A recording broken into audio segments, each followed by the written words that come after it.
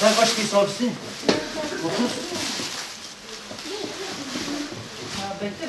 Bir de amca sana ayağa kalkıp verecek. Bak ayağa kalkıp verecek. Sen kaç numara giyiyorsun? Özlem söyle. Gel.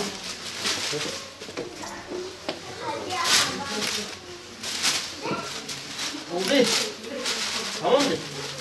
Bak, bunu da tamam. Hadi alın şunu da bitir. Al bunu götür. Tamam. Olmazsa geri gel. Tamam mı?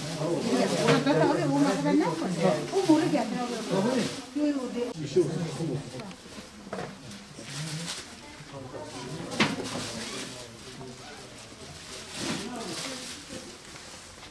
Buradan alırsın.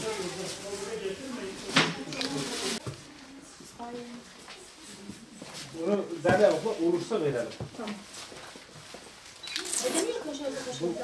Bu şey oldu.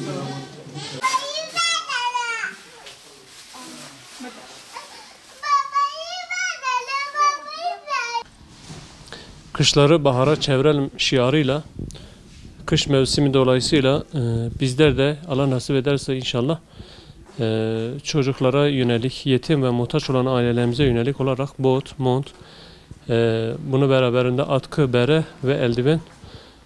Bunun maliyeti yaklaşık 150 TL her çocuk, yani kişi başı. Elhamdülillah kardeşlerimizi ve ailelerimizi çağırdık buraya.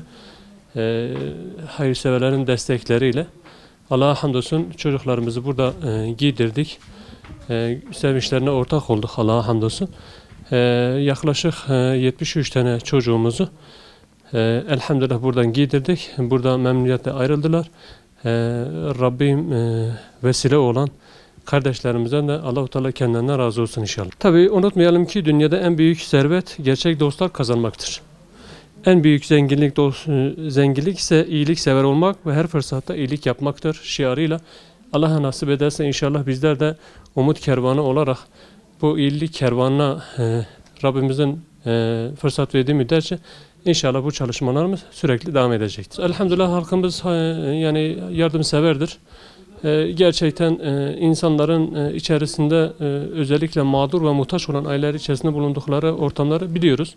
Ki bunu da hayırseverler esnaflarımıza durumlarını götürdüğümüzde de Allah'a hamdolsun gerçekten bizi geri çevirmiyorlar.